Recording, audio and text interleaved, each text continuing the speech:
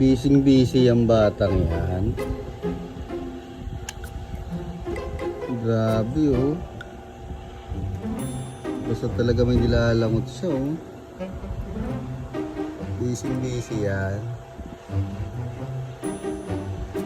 Elios.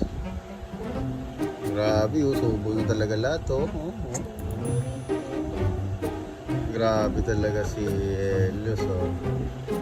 Yan yung gusto niya, yung may mga binubuting-ting sa kamay. Nagre-reklamo pa oh. Nagre-reklamo pa yan oh. Ede.